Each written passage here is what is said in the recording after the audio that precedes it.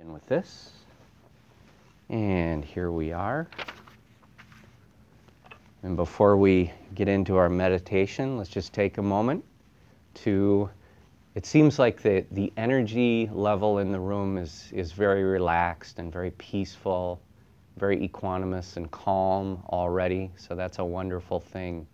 So maybe we just kind of focus on cultivating that a little further as we sit here and as we prepare to begin our meditation and our discussion.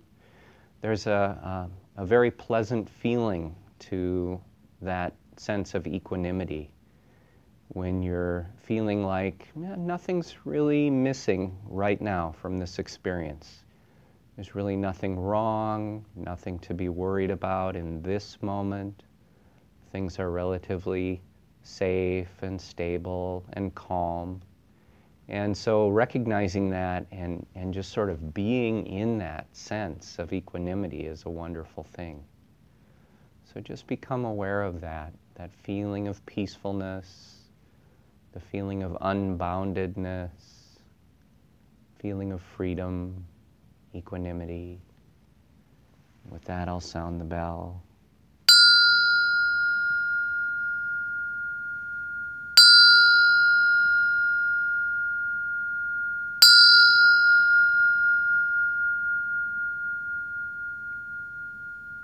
Let there be peace. Let there be peace. Namaskar, everyone. Welcome. Well, let's take a moment to get comfy for meditation, and then we'll begin. So, sitting or laying, however you'd like to be.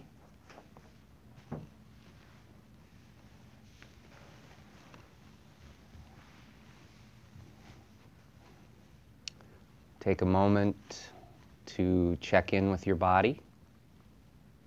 Just kind of touch base with it, see how it's feeling.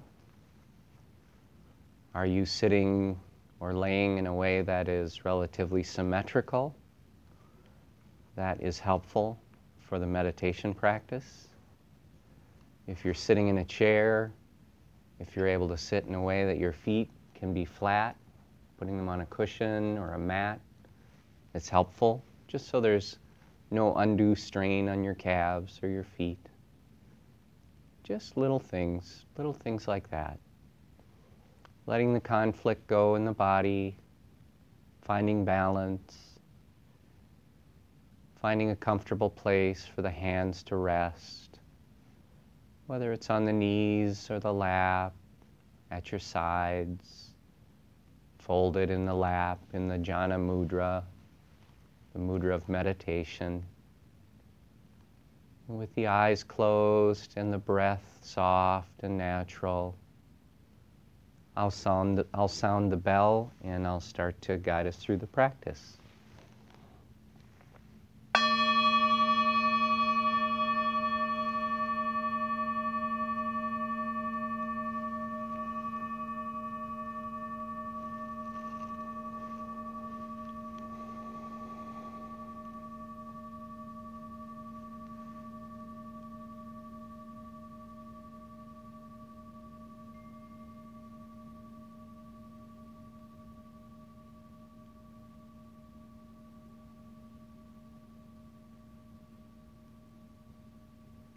Follow the sound of the bell.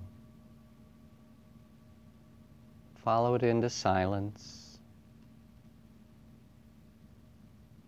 Let the silence be an invitation to turn your senses inward. Let go of the busy energy of the mind. Let go of the habit of the mind, which is to be projected to the world around us. And instead just focus the awareness inward. It is helpful to just establish a basic awareness of the presence you have in your own body. There's just a feeling to being in your own body, whether you're sitting or laying, the feeling of occupying the body, the feeling of being aware of the sensations of being in the body. So use the experience of turning the senses inward to cultivate awareness. And with that sense of awareness established, you can bring the awareness up to the top part of your head, to the area of your scalp, and just open up that awareness to physical sensations anywhere in the scalp. Just let the awareness rest in the scalp. And soon sensations will become known. And they might be temperature sensations. They might be sensations of air movement. There could be sensations of contact if your head is on a cushion or against a chair. Sometimes there are sensations on the surface of the skin, like a little tickle or an itch. So just open up the awareness to any of these physical sensations. There's no need to react to them in any way. There's actually no need to think about them, really. Just let yourself experience them. And you'll find this experiencing of sensations has a way of quieting the mind, calming the body. If you notice any tension anywhere in the scalp, you just let that tension go. Let the tension leave the body. Don't chase it out or push it. Just let it go. Just let the tension leave the body. And as you do, continue to focus on the sensations in the scalp, staying with them. We maintain a continuity of awareness. And then from the scalp, we can begin to move the awareness downward into the forehead, and then into the temples, and then let it move a little further into the eyebrows. Let it pass through into the eyes. With awareness focused in these areas now, once again, just open up to sensation, whatever it is. Any physical sensation. Just be patient. Soon awareness will begin to know the sensations, temperature, air movement, sensations on the surface of the skin, sometimes a pulsation or a feeling of energy. These sensations can be very subtle. Become aware of tension anywhere in these parts of the body. If the brow is furrowed, you can release that tension. If there's tightness in the temples, you can let that go. Or if the eyebrows are raised or crinkled, let them rest. If the eyes are squinting, let them soften. And then continue to observe the sensations before, during, and after. Just a continuing flow of awareness. And then we can let the awareness move a bit down from the temples into the ears. See if you can feel the movement of awareness as it travels through the body. It is a very soothing experience. Feel as the awareness moves through the ears and then forward through the cheekbones and into the face.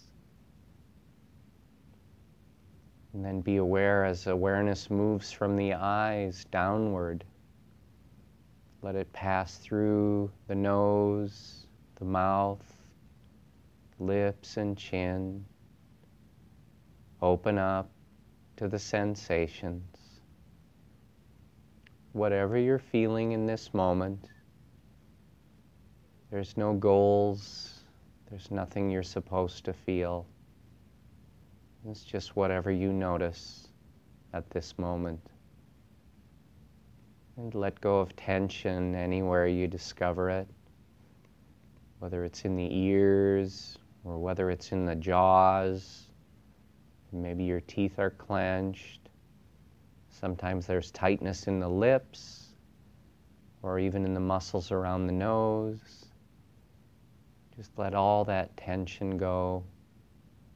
Let it leave the body very softly, very peacefully, and then continue to observe the sensations anywhere in the face, anywhere in the ears. And then from the chin, we can allow the awareness to move downward, down into the neck. Feel it move through the throat. Feel the awareness passing through the sides of the neck and then the back of the neck. Notice the sensations. And as you notice those sensations, let go of thoughts about them or ideas or concepts. Just let the experience be known by awareness. If there is tension, that can be released with almost no interaction, just knowing and releasing, knowing and releasing. And then from the neck, allow the awareness to move downward into the shoulders. Feel it as it spreads out through the shoulders a bit. Become aware of the sensations. Let the shoulders drop if they're shrugged. Notice sensations of contact between the shoulders and the floor or the chair. Or sometimes there's a feeling of contact between the skin of your shoulders and your clothing. So you're opening up your awareness to any naturally occurring physical sensation, becoming aware of ever subtler sensations on the body. From the shoulders, you can let the awareness move downward into the upper arms. Feel as the awareness moves through the body, part by part. That soothing flow of awareness. Become aware of the biceps, the front part of the arms. Move the awareness to the inside part of the upper arms, from the underarm all the way down to the elbow joint. And then move to the back of the upper arms, the triceps. Move to the outside part of the upper arms. Observe the sensations in the body. Let go of any tension. And then let the awareness drift downward a little bit further. Let it pass through the elbow joints. Really try to stay with that feeling of moving awareness, the flow of awareness. And with awareness in the forearms, observe sensations and release the tension. Move the awareness down into the wrists. Release the tension here. Sometimes as you move through the body, it seems like there is no tension in some parts, or very little. But it's helpful, even if you don't detect tension, to allow it to leave the body. Just create the conditions for an ever more relaxed body. Allow tension to leave. Allow it to leave again. And let the awareness flow from the wrists down into the hands. And with awareness in the hands, observe the different parts, the heels of the hands, and the palms, the tops of the hands. Feel the awareness flow down into the fingers, through the thumbs. Feel as that awareness moves down into the fingernails. And let's just spend a moment with awareness in the fingernails, focusing there, becoming aware of maybe even a very subtle sensation of pulsation or energy in the fingernails. And then from the fingernails, we will maintain continuity of awareness, and we'll bring the awareness up to the top of the chest, starting at the collarbones. And then observe the movement of awareness as you let it flow down through the chest. Feel it passing through. Continue to observe sensations as awareness moves and to release tension. Follow the movement of awareness all the way down to the base of the sternum. And then feel as it moves through the rib cage outward. And then from here, bring the awareness to the underarms. And follow the awareness as it moves downward through the sides of the body. Follow it all the way down to the waist, observing the sensations, letting the tension go.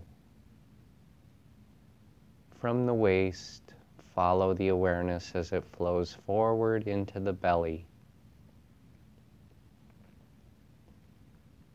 Observe the sensations in the belly as it rises and falls with the breath. Observe sensations as the belly expands and contracts. Let any tension in the belly leave the body. Let the belly be completely relaxed and free.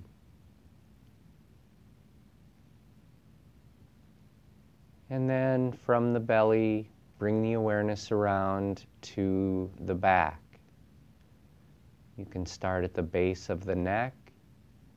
Let the awareness begin to flow down through the upper third of the back, passing through the shoulder blades, down through the spine in the upper third of the back. Notice any sensations here. Allow any tension to leave the back. Then let that awareness move downward a little further into the middle third of the back. Feel it moving through the spine and then outward through the tissue of the back, through the muscles. Any tension, again, just allow that to leave the body. Sometimes there's tension around unpleasant sensations in the body. There can be some pain or some fatigue or discomfort. And sometimes our reactions to these unpleasant sensations can make it difficult to release the tension in the body. There is kind of a congealing or a coagulation of the flow of awareness in these areas. And see if you can just allow extra spaciousness in your own awareness within the body. Allow the awareness to flow through without reacting to unpleasant sensations. You find that you can be aware of the sensations just as they are, and at the same time, just allow them to be. without any aversion, without pushing against them in any way. Just allow them to be there. Let your awareness flow through. Feel the peacefulness and the ease of a body and mind that is not in conflict with itself. Let the awareness move down through the lower part of the back now. And continue to follow that awareness as it moves down through the lower back. You'll feel it begin to move down into the sit bones. Feel it as it passes through the hips. Follow the awareness as it moves through the pelvis. And just observe the sensations. Let the tension go. It becomes a very seamless, very simple process. Moving awareness, knowing sensations, letting everything go. Move the awareness down into the thighs now. Begin with the top part of the thighs, the top surface of the thighs. The sensations, let the tension go. And move to the outside part of the thighs. Follow the awareness. Feel the flow and the movement of awareness. Bring it down into the bottom part or the underside of the thighs. And then finally move it through the inside part of the thighs. Just knowing the sensations, letting go, and continue to follow that awareness as it moves down through the knees. Feel it passing through the knee joints. Feel as the awareness moves downward further into the calves. Observe those sensations, remain attentive. Bring the awareness to the shins. And then feel as it moves downward from the calves and shins. Be with the flow of awareness as it moves downward toward the ankles. And once the awareness is in the ankles, stay with it as it moves down into the feet. Begin to observe the different parts of the feet.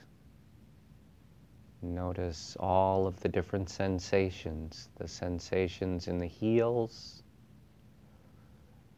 sensations in the soles of the feet, in the balls of the feet. Let go of tension anywhere you discover it here. Bring the awareness to the tops of the feet. And stay with that flow of awareness as it moves down into the toes. Follow it right down into the toenails. And then we'll just spend a few moments focusing on the toenails. Be patient with awareness. Give it a little time. Soon you discover very subtle sensations in the toenails. Just a little energy, a little pulsation. And now from the toenails, we'll bring the awareness once again up to the top of the head. Once again up to the scalp. And this time, at your own pace, you can just begin to move your awareness back down through your body. But do try to follow about the same path that we followed together, moving through each part of the body one by one, just so nothing is left out or forgotten. You find that you can just move the awareness through and very easily, very seamlessly. Just know the sensations in each part. Let go of tension anywhere you find it. Continue with the flow of awareness.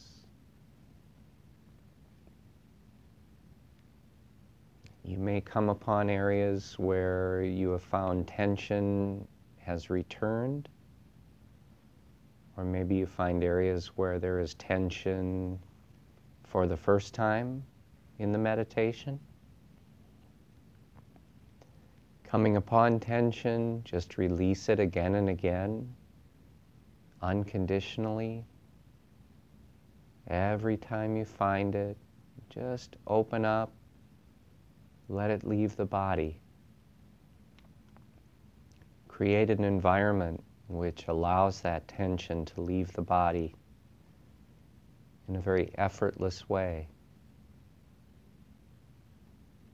You'll notice how sometimes the body tenses up when there are difficult circumstances in your life. Sometimes during the day there's worry or anger or frustration or any one of a number of normal emotions. We often tense up in the body as a reaction to difficult emotions and experiences. And oftentimes that tension remains in the body even when circumstances have changed or the mind has moved on. So as we notice these places in the body where tension seems to habitually reappear, we can approach these areas with awareness and just set that tension free, knowing these are areas of habitual tension. We can revisit them from time to time. Just open up, release that tension. Restore the body to its peaceful, natural stability. And once you've had a chance to move your awareness through your body, you can bring it up to the base of your nose.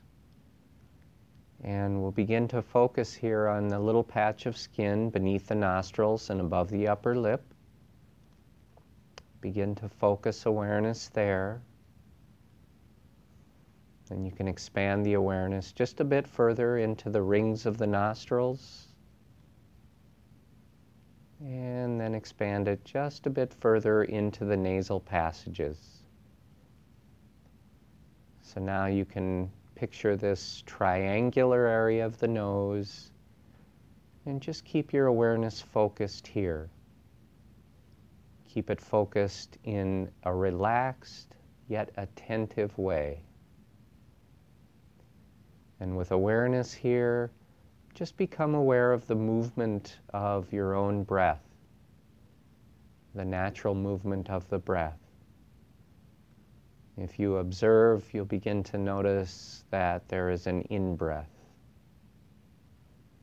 And then you'll begin to notice that there is an out-breath. Stay with the in-breath. Stay with the out-breath. And as you breathe in, try to remain gently with the in-breath for its full duration. You'll find that it slows, kind of tapers off and pauses. Then it reverses direction and it becomes the next out-breath. And then try to stay gently present with the full duration of the out-breath. Just noticing its subtleties as it moves out. It slows in intensity, pauses for a moment, and then reverses direction. It becomes the next in-breath.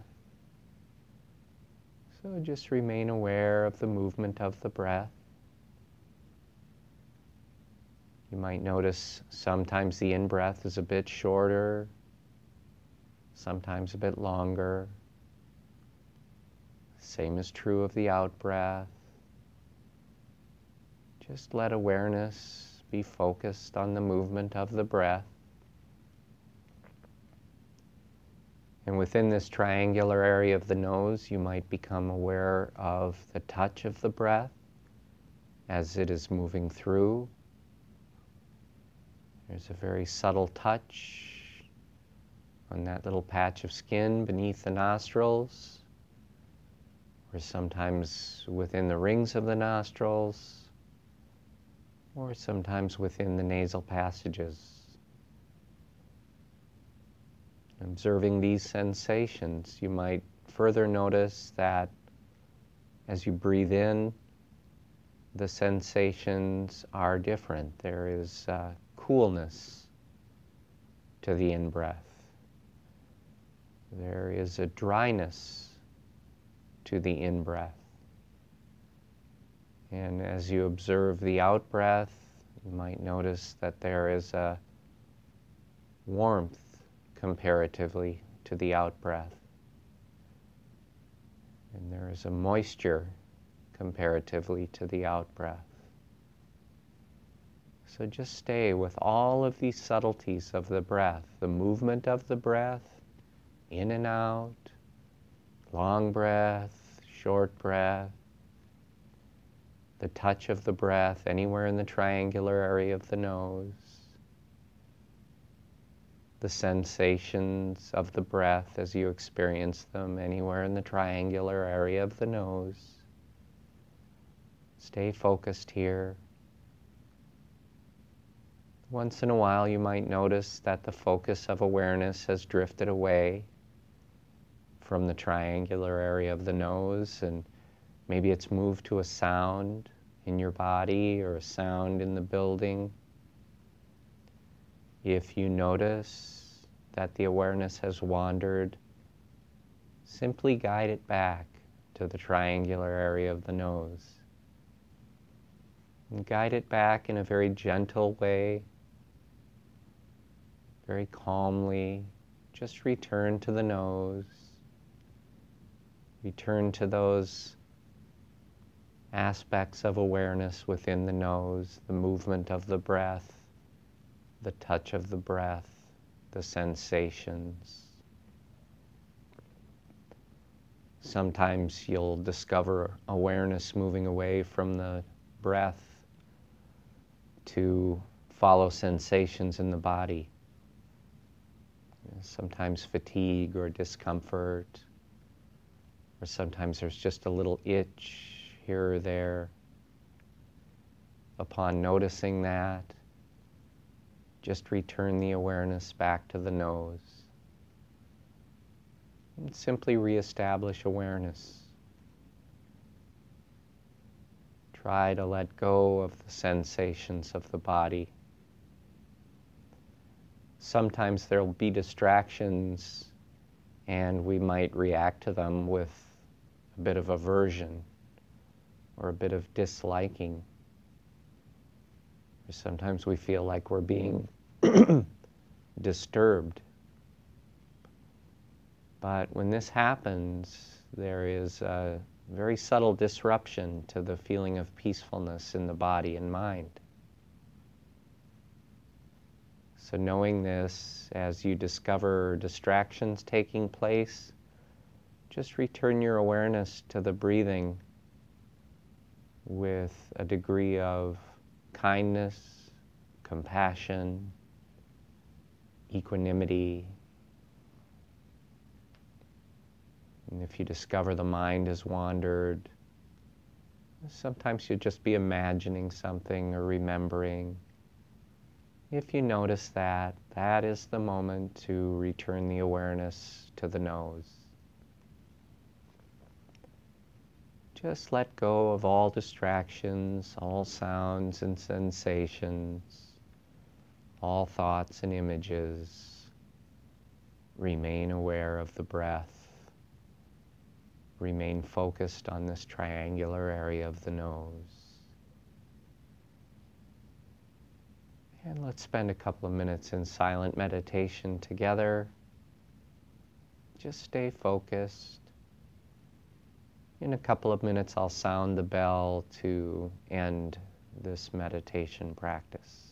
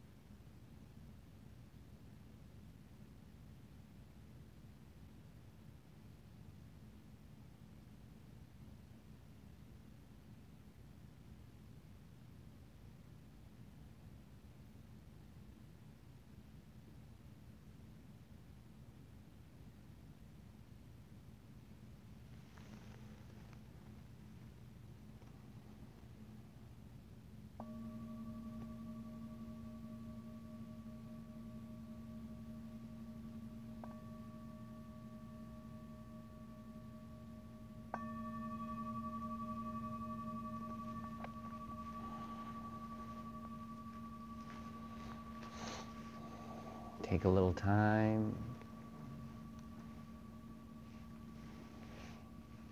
Move around in your body a little bit. Feel free to stand or stretch, or sometimes it's helpful to do a couple of yoga poses here or there just to get a little movement back into the body. So whatever you need to do. And as you do it, you can just maintain this peaceful sense that you've cultivated in the mind and body. Keep that with you. That's not something that you have to relinquish. When the meditation ends, you can keep it with you. So it's a wonderful thing. When we meditate in this way, we develop the capacity to meet things with a spacious and non-reactive awareness. And that's kind of the feeling that we're cultivating when we do this. It's just that awareness of the distractions that come up, and how when we meet those with this spaciousness and this non-reactive awareness, it just kind of flows right off of us, just like nothing ever happened. But then there are those times where we react with a little bit of negativity, or it kind of startles us if we hear something, or there's something we don't like, and then we feel, oh yeah, that upsets the balance. I just don't feel quite as stable. So it's just having the real experience of that is so beneficial, because you see for yourself, oh yeah, when I respond this way, this happens. When I respond this other way, this other thing happens. And so it becomes this suttamaya panya, this wisdom that we gain through personal experience that we talk about, which is so transformative and helpful. Does anybody else have trying to keep straight with that? Straight, there's, Yeah, because I'll find myself, all of a sudden I'm kind of like, oh, that I'm really trying to straighten up my neck. Uh-huh. And Sure. You Do, find yourself Talking about these chairs? No, I'm just talking about sitting in a position, your posture for 20, 30 minutes without kind of like sure. slumping over, because that's what we keep doing. Mm-hmm. Just because I've got this arthritis in my neck and I'm trying to keep it, that part of it open. You Yeah. know? I think to some degree it's almost like an exercise when we do it. You know, it's we can do it for longer and longer periods of time. I think it's becoming aware of that posture that really helps. You know, I notice that in myself from time to time as I meditate that, yeah, there can be a time where Well, you shoulders, start relaxing. yeah, your shoulders kind of collapse forward. Your It head's- might help you to lay down. I mean, if Yeah, I might. But last time when I laid down last week, my throat got really dry, Mm. and I don't have a problem. I mean, but I'll. Sure. One of the And things, it doesn't bother me when other people cough. It just bothers me if I do sure. myself. But otherwise, noises don't bother me. I don't That's even good. know you're coughing. Well, I let her. Huh. Starting to gate. One little trick I've heard, or one little aid I've heard for keeping your posture straight is that you can actually stick a little bit of a cushion behind you. Yeah, so that way you're just a little bit forward on the chair. It kind of depends on how long your legs are and all that kind of stuff. There's sort of that give and take, but I've heard that that can be helpful, just sitting forward a little bit. Because then if you start to slouch, you kind of notice it right away since you're independent of the chair. But yeah, just something to be worked with without getting, you know, too down on yourself. If you slouch, it's like, oh, there it is. It's like, well, now this would be a good opportunity to straighten up a little bit. You know, not too much, not overdo it. And then if you notice again, just make that correction. It comes. It gets easier and easier. So that's a great question, though, because these are some of the things that we all just experience from time to time. There can be discomfort, and so experimenting is perfectly natural. And in fact, I recommend it. You know, try different positions and postures, including things with the hands. It can make a surprising difference, even if you're sitting in a chair. So, What about lighting? Lighting. Yeah. I find it helpful to have the light just a little bit dimmer. You know, like this. It's pretty good. We've had some folks in here who lay down during meditation, and I don't know if you do it, Don, but some folks have found they just put like a little cloth over their eyes, and that helps if they're laying down. But I guess over the years, I've meditated in so many different environments that, you know, lighting I don't notice all that much. But I think in general, if you can dim it down a little bit, that's great. A little bit of a lower light. But you had brought up a great question, Mark, last week about kind of is there homework, and I thought about that a little bit, and I thought, you know, that's an excellent question, and I'll actually comment on that a little more today after, you know, having some time to consider it. You know, really, what we're all working towards is hopefully developing a regular meditation practice that we take with us and that we do it beyond just sitting here. But having said that, there are some of us who this is the only meditation we get during the week, you know, and that's okay. It helps. I mean, if it's the only meditation you do, this is great. This is a wonderful time to do it. Or maybe you can only meditate for 5 minutes a day, and that's great too. So I don't want anybody to think that, you know, it's not worthwhile. If you can't do a lot of it, then it's not worth trying. But every little tiny amount is very helpful. So what I generally recommend to meditators is that they try to work up to about 20 minutes a day of sitting meditation practice.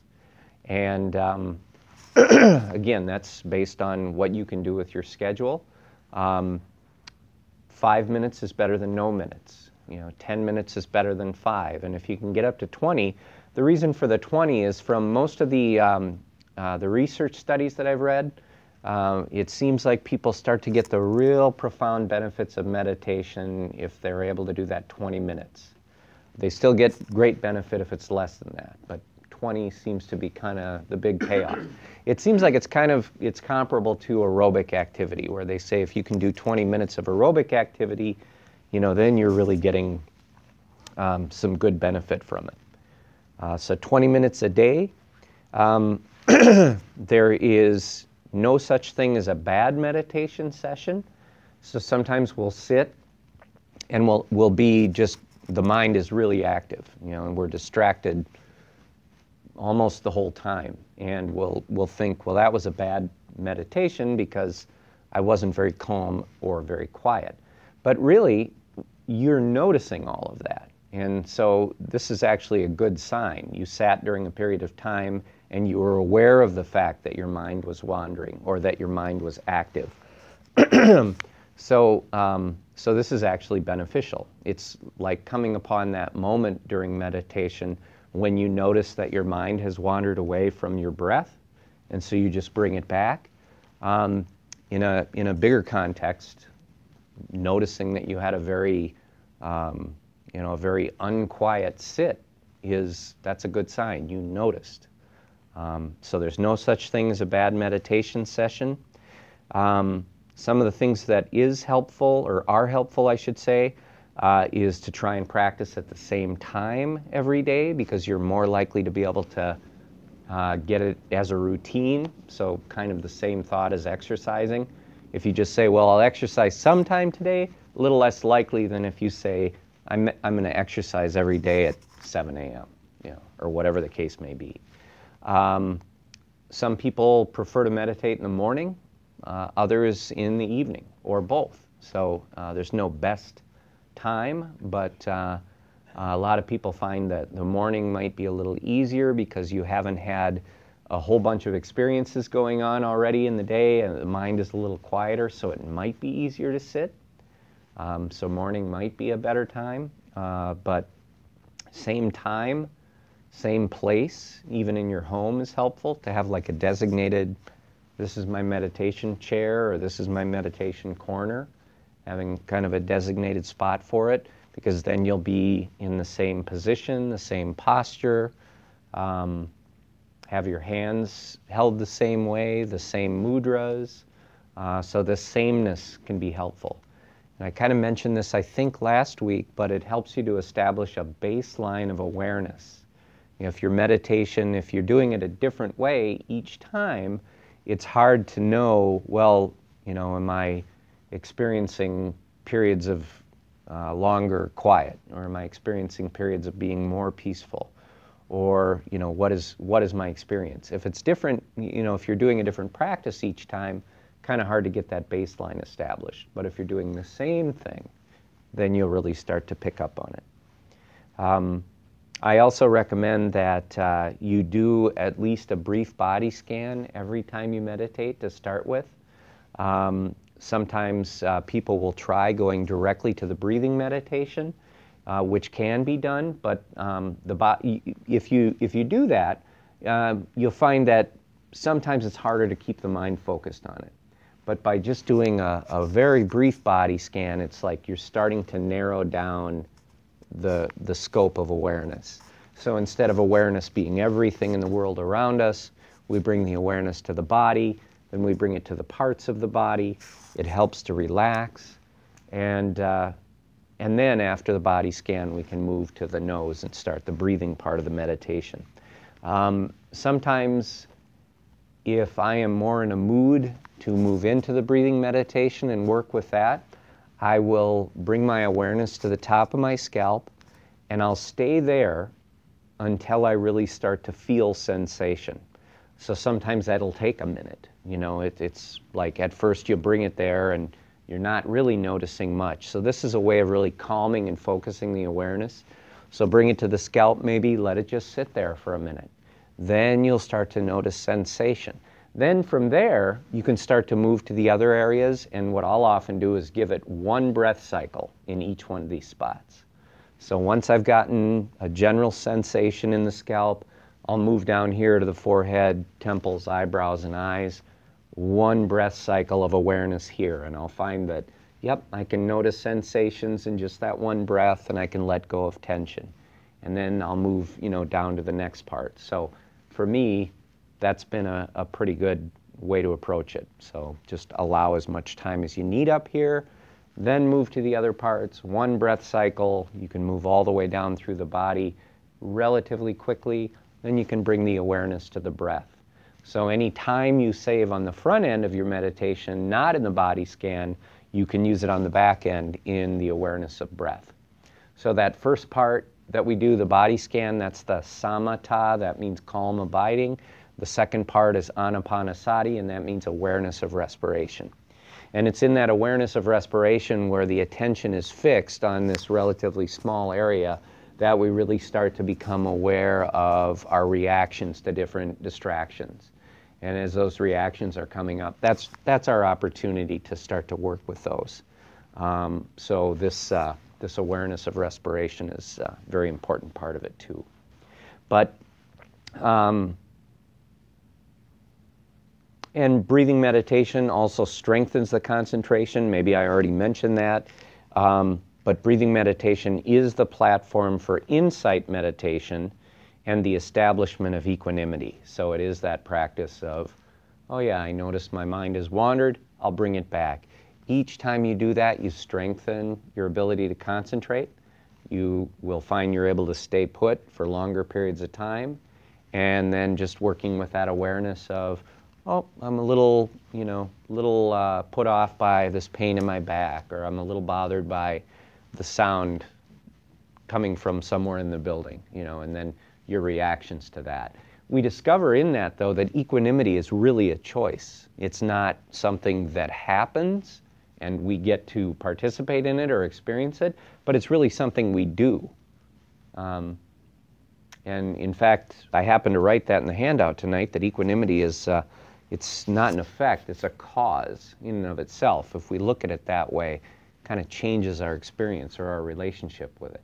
Equanimity is actually something, it's a cause. We do it.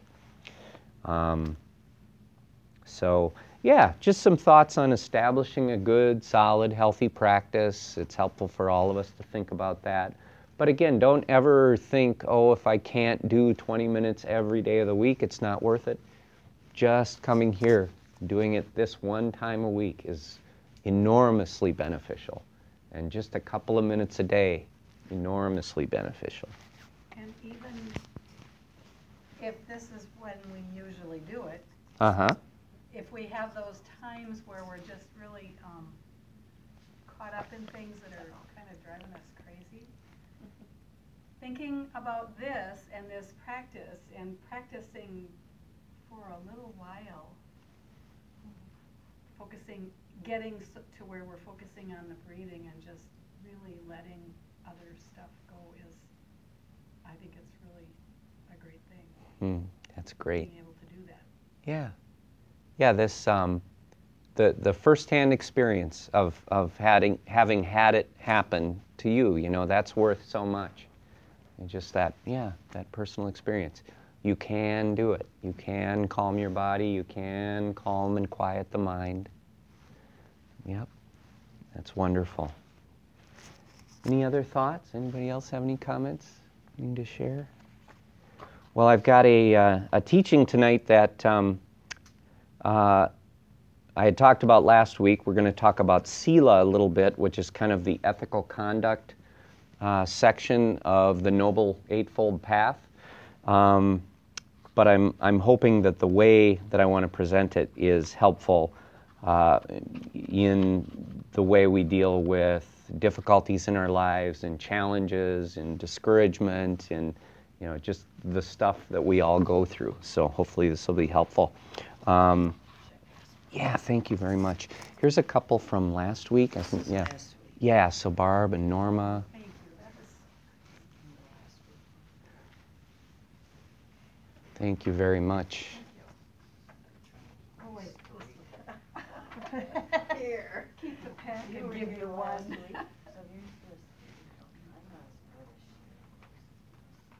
Well, she's gone for a while, so you're gonna have Yeah. as good as she is. There you go. She's had lots of practice. Yeah.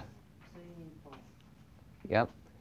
I've had the privilege of doing some mindfulness and meditation practices for wellness groups of teachers, and I think they're just the best students because they just, they know how they would like. Yeah. Yep. They just know how to do it. She was somewhere in her travels where she was, and this was on the ground, laid out. Oh yeah. I'm like, oh my God, that's the Eightfold Path. Yeah. I'm like, cool. Now you know. Yep. I was so excited. Yep. And I got to tell her, that's the right action, right? Yeah. She had asked me about that. Yep. You were here last week. You were here last week. Yeah. So I put that's a different image of the Dhamma chakra, the Dharma wheel. It's a little different than the one that was on the previous handout. So I just thought thank you so much. So I thought I'd kind of share a different version of that. So that so that wheel represents the Noble Eightfold Path. My sister was asking me where generosity comes in here. In the Noble Eightfold Path, generosity is actually Right action? well, it would fall within right action, but there's what is called the 10 perfections, the 10 paramis, which I have taught on a little bit, and I've included in some different handouts. But generosity is dana, it's called in Pali, and that's one of the 10 perfections. And yeah, maybe I can just make a mental note and try and teach on that a little bit. But so we'll kind of touch on it a little bit tonight. So just get to my notes on it. When I when I talk about Sila, again, that word Sila, it means ethical conduct or virtue in Pali, and sometimes that can seem like sort of a stale topic. It's like we're all, in our experiences, we're all pretty good-natured people. We're not doing things that are causing a lot of harm to other beings out there, and we've also been, well grounded in kind of the Judeo-Christian tradition of the Ten Commandments and, a lot of that type of moral behavior. So sometimes this can seem a bit stale, but for me, I really relate to it as something that is moving me continuously in the direction of peace and freedom. So this is not really a moral discussion. Even though it may seem like it because of the topic, but really what this is a way of freeing ourselves up and moving towards peace and freedom at all times. So, so different from the Ten Commandments, not a moralistic teaching. But the way the Noble Eightfold Path is divided is that there's three main categories. And Sila covers right speech, right action, and right livelihood. And though sometimes we act in a way that is contrary, we are not insulated from the effects of our actions. If we do or say something that harms another, we ourselves will suffer. That's kind of the law of karma when it comes to this practice. This is demonstrably true when the harmful words or actions have a significant impact, but it's also true of seemingly insignificant words and actions. On the Eightfold Path, the easiest and most accessible place to start is right where you are, with what you say and what you do. If you cause harm to others, you harm yourself.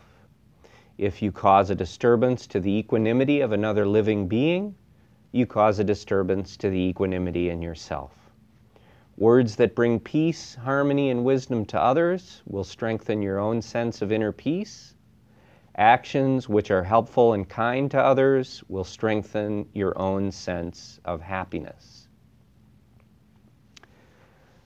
the way the Buddha put it is in italics there, abstain from all unwholesome actions, perform only wholesome actions, purify the mind. So there's this real recognition in the practice that everything we do, it's got an energy to it, and it's going to impact those around us. So this is something that, I mean, I really didn't think about until I got involved in this practice. I really didn't think about it at that level.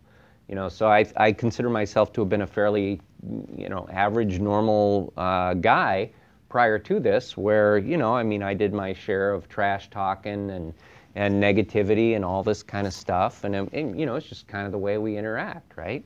And then I never really thought of it that, you know, actually what I'm doing is I'm creating this feeling tone in myself with everything I say and with everything I do. There's a feeling tone to it. So sometimes I talk about what appears to be kind of the silly practice of, if I find insects, you know, that I try and put them in a safe place. I don't kill them. And as I was working on the meditation center yesterday, there were 2 slugs, or not slugs, they're kind of oval-shaped little sort of silver beetles with a lot of legs. They're not slugs. They're not. It's not a centipede. If you lift a rock up in the summertime, you'll see them. They're sort of gray, grayish silver, oval, about the size of a Tic Tac if they're big. And yeah, they seem to be attracted to the moisture in the plaster that I'm putting on. So anyway, I had to sand the ceilings, but I was kind of walking around, I noticed 2 slugs, or not slugs, whatever these creatures are. I don't know why I call them that. So I took them both to the basement, because the basement is, you know, that's as good as we can do. Yeah, you go to the basement. That's the safe place. That's the sanctuary city at the meditation center. But, you know, there's a state of mind that goes with that, right? I mean, there's this, you know, this feeling that, hey, this little life, it matters, you know, and who am I to not take it seriously? You know, who am I to not care? You know, what am I going to do? Sand right over them? Or, you know, just brush them away and then probably step on them? Is it a silverfish? No. I don't think, no, it wasn't a silverfish. I'll have to try and figure out what they're called. You take a picture of it and you can do insect ID. Yeah. There are apps. Well, there's apps for flowers, for Yeah. different things. Yeah. So in the wintertime, when it's below freezing, they go in the basement. When it's above freezing, they go outside. So these guys went in the basement. And, but I guess the point I'm trying to illustrate here is that there's a mindset that goes with that. And that if you were to just, you know, kind of kill the insect for no particular reason other than it's in the way, or, you know, you didn't really stop to consider it, I mean, there is a feeling tone in the body with that, compared to the other feeling tone, which is to notice, oh, here's this little living creature, and I think I'll just take an extra moment to see if I can allow it to live, you know? So these experiences, I started to actually, you know, do this kind of stuff, and it's like, wow, there is a difference. So just noticing, like, yeah, not the normal kind of trash talk. I felt better when I softened the way that I spoke to, you know, the guys at work years ago. I felt better when, rather than just talk kind of randomly about negative stuff, that I talked in a way that was positive. And I think that's a challenge for all of us. I know a lot of us are active in one way or another politically, and we were kind of talking about that before today. And there's a real feeling tone difference, right, when we're talking about someone in a way that's sort of dismissive or hateful or disrespectful, compared to a way that, hey, we want to share love and compassion with others. So I'm not saying one side is right or the other side is wrong, but what I am saying is within whatever your cause is that having a heart that's based in compassion and kindness, I mean, you're going to be the one living with whatever it is you're generating. So how does it feel? How does it feel? So to me, that's kind of what Sila represents, is how does it feel? Ram Dass, he's a spiritual teacher, and in his book, Be Here Now, he sets up what to me is a pretty tough challenge, but he says, you've only earned the right to protest when you can love the people you're protesting against as much as you love yourself and your own side. And I don't know that I've been able to quite achieve that level, but that's always like, wow, that's amazing to think about it in those terms. That whoever you're maybe protesting against, that these two are people whose lives matter and who have fears, and and maybe they're deluded and they don't understand certain things, but yeah, if we can approach it with some love and compassion, we'll feel better, and I think the results will be better in the long run.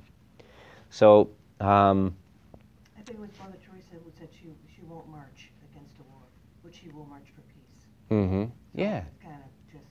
Yeah, there's a way. Yeah, there's a way to look at it. Yeah, I always sort of thought of the idea of I'm gonna fight against whatever it is.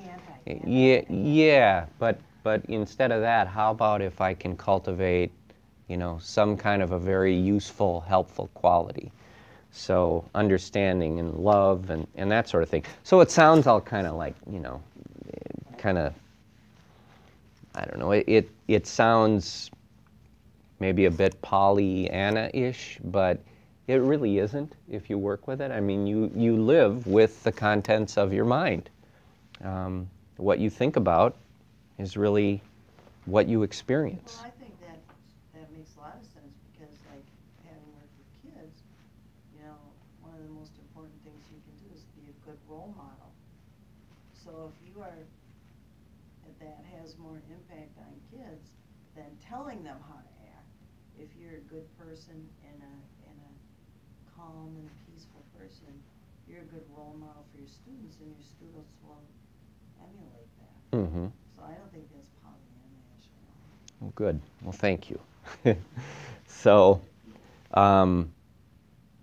we come upon these terms in the Pali, kusala and akusala, and that those two words, they mean wholesome and unwholesome.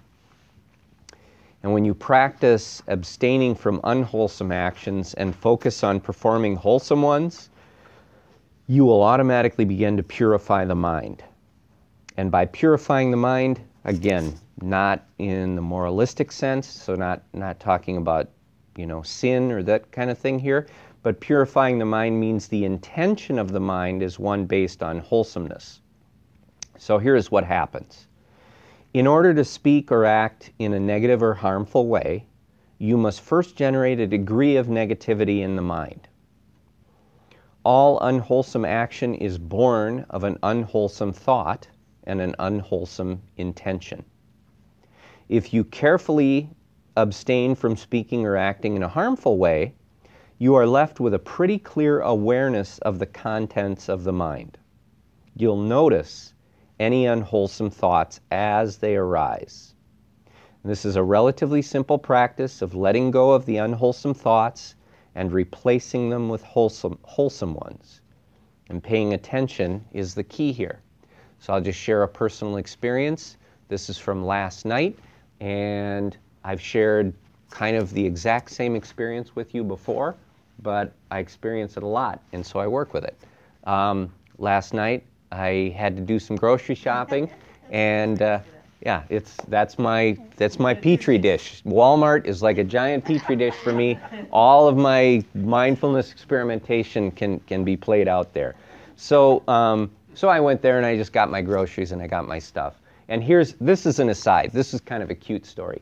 The cashier, she was an older woman, probably over 70, sweet. And I had, 30 items. And it was funny because as she was scanning each of the items, she was naming them off, right? She was like telling me what they were. And I just thought it was kind of endearing, I thought it was kind of sweet. And so bananas, sharp cheddar cheese, pickles. This is a very large jar of pickles. If it was any bigger, I wouldn't be able to pick this up, she said. And then she put it on the thing. And she was just going through everything. Robitussin. I got some Robitussin last night. The Robitussin 2-pack. This package is included with the other one. She was just kind of going through this, each of my items. I had a package of underwear. She came to the underwear, scanned it through, long silence. And then it was, and then it was back to the, bread, bagels. So it was just kind of cute. There was just that long pause. But so that was an aside. But anyway, as I was in a line, I didn't want to go through the self-checkout, and the line was long. It was after work. It was that time of day where it's kind of busy, and you expect that sort of thing. But as I'm waiting in line, you just sort of find yourself looking around. Are the other lines faster or slower? And am I a loser because I picked the bad line? And, that kind of thing. So sometimes I'll have these sorts of thoughts. And sometimes I'll be leaning on the cart thinking, what time is it? I need to get to some other things. And sometimes there's that feeling of, I wish this would move along a little faster. Now, none of those are bad thoughts, or, it's not evil or wrong to think that way. But in the practice of mindfulness, we just, we habitually kind of come back to, how does the way I'm thinking make me feel? And the feeling of being impatient, that's not very pleasant. That's not very pleasant. And so it was just a real quick noticing that, hey, I'm impatient for absolutely no good reason. It's not necessary that I'm impatient. I got plenty of time here. I'm standing in a warm environment. It's safe. There's nothing wrong. And so it was just to become aware of that. And so that was just the simple act of moving from the unwholesome to the wholesome. So it's just me being impatient, lines longer than it should be, me reacting to it in a negative way, doesn't feel so good, noticing it and just choosing, equanimity, here I am, let me look around.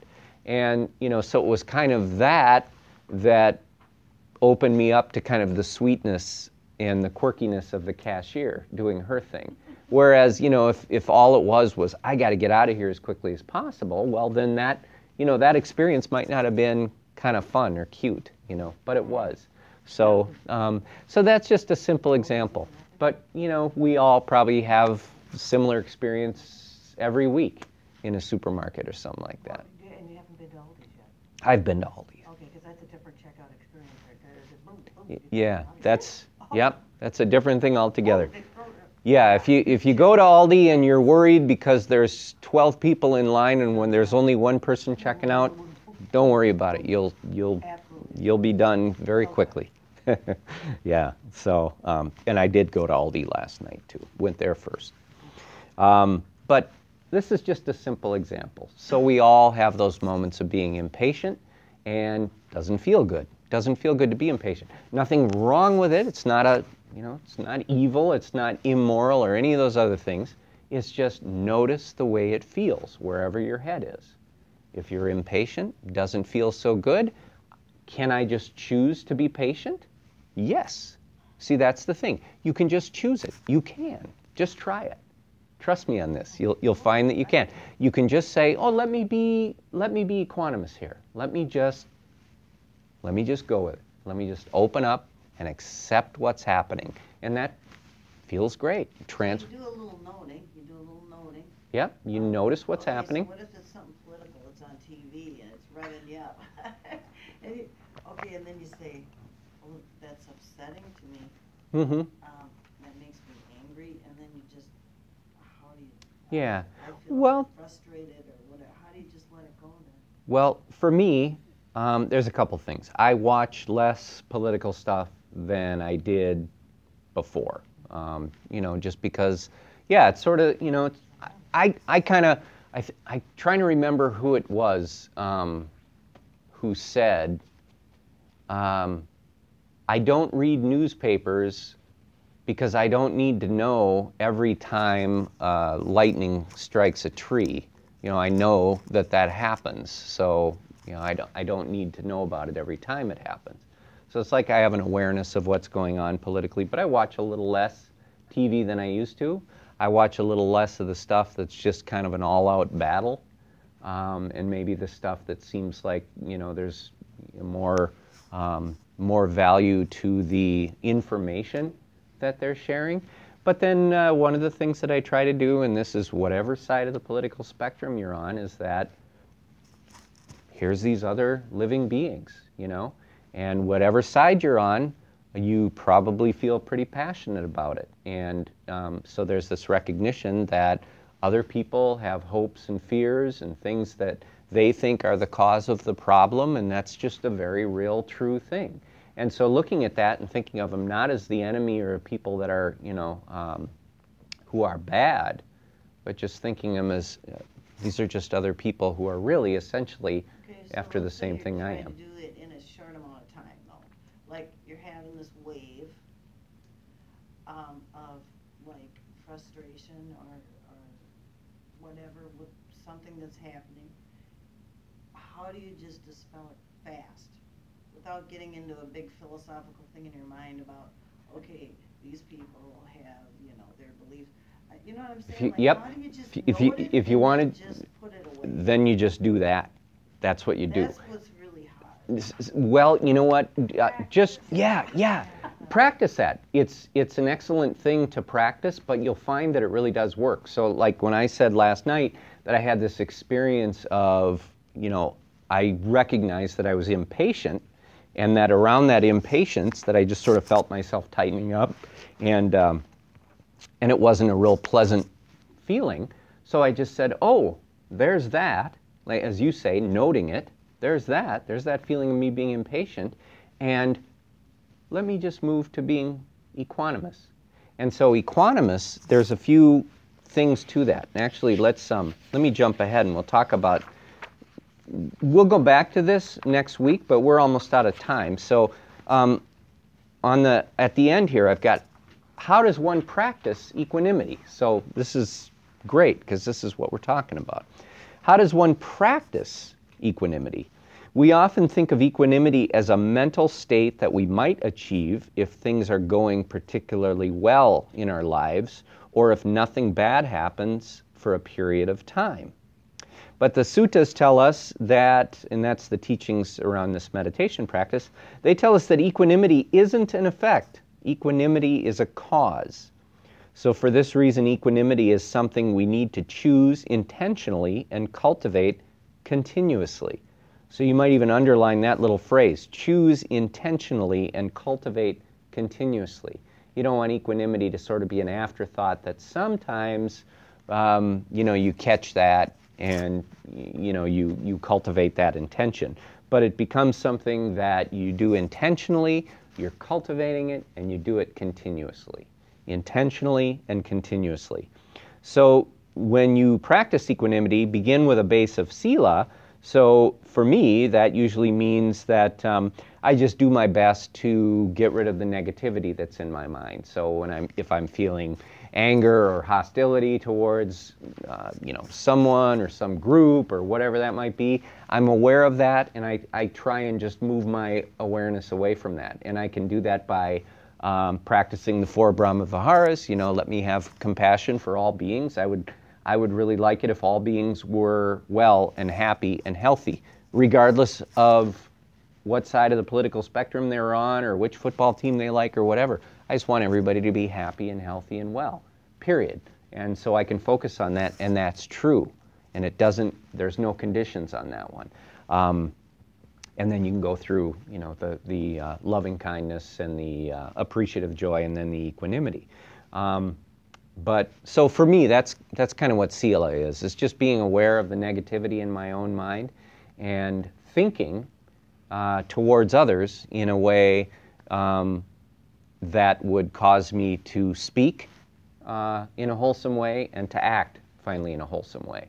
So these things aren't accidents. So beginning with a base of Sila, and that's what the rest of this handout talks about, this will give you a clear mind.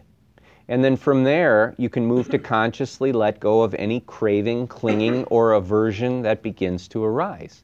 So if you just notice it, A good way to do this is to notice reactions as they start to come up during breathing meditation, right? Which we all experienced tonight, so we had that going.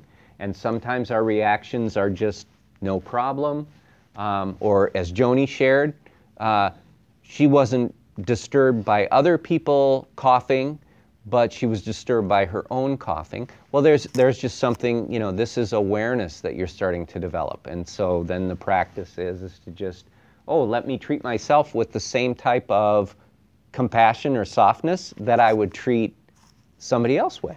Yeah, so you're letting go. You're treating yourself the same way. But Barb,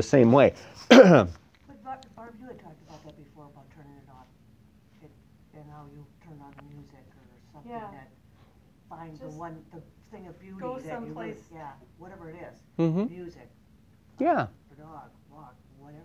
Yeah. Right.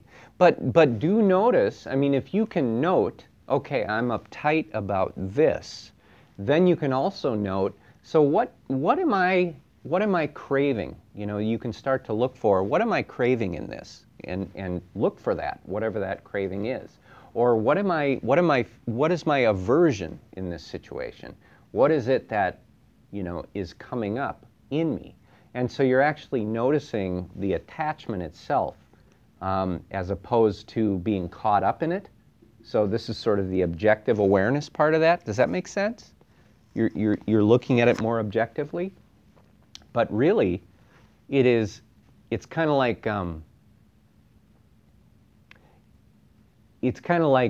jumping out of an airplane and trusting your parachute. You know, you sort of have to just do that.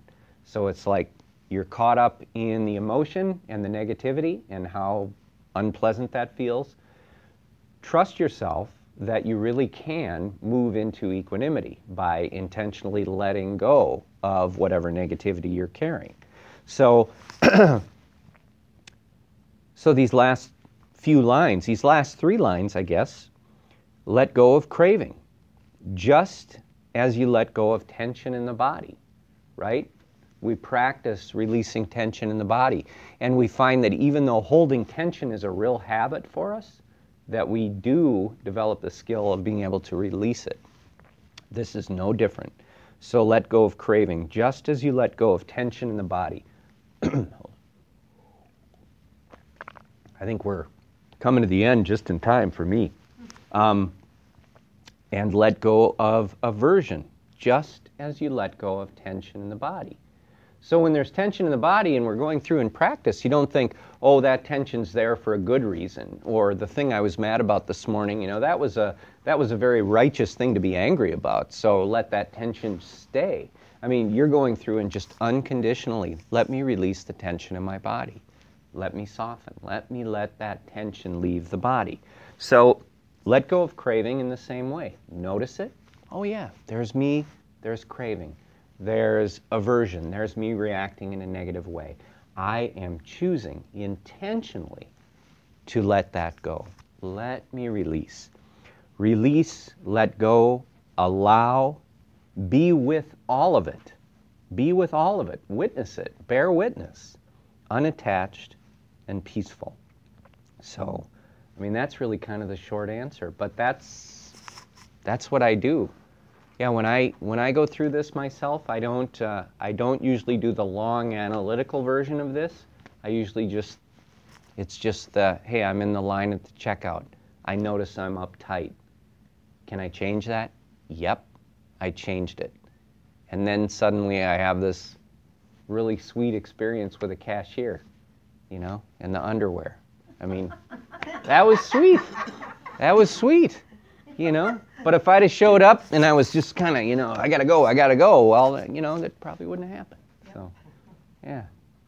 So that moment of equanimity got me that lovely experience. So we'll end it here. We'll pick this up again next week. We'll kind of continue talking about this, and then we'll move into some of the other parts of the Eightfold Path. But you can just look at this as, again, the way I often describe it, as a way of just getting out of your own way. You know, just starting to look at the way you react to things and not getting down on yourself in a moralistic way. Oh, I'm bad for thinking that. Just look at it in terms of, am I kind of throwing crap in the way here? You know, I'm putting stuff in my own way that I have to now kind of navigate around. So that's really how I look at Sila. Two words that help me is just kind of think of it as just pause, reflect. Pause, Kind of reflect.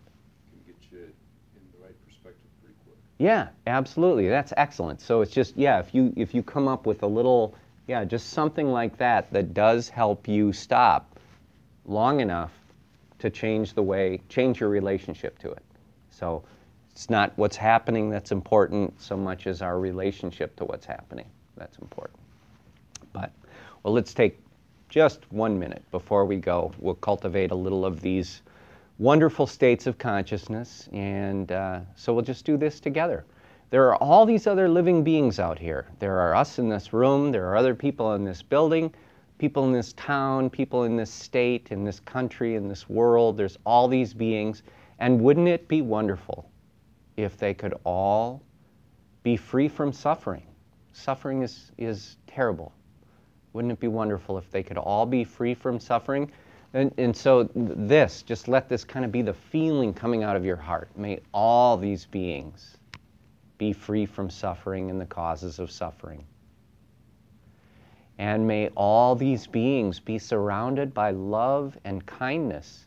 If you had the power to just wave your hand over the world and make that so, would you not do it? You would. You would say, may all beings be surrounded by love and kindness. May all beings be joyful, and let me experience their joy as my own.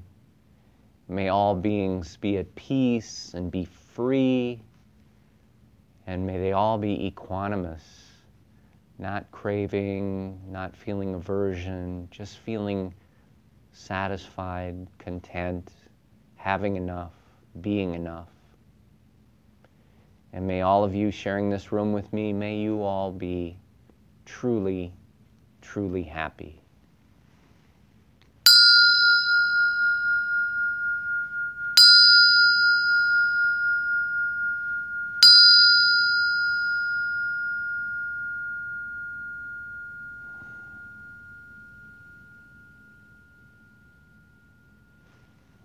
Namaskar, everybody. Thank you so much for coming. That was fun.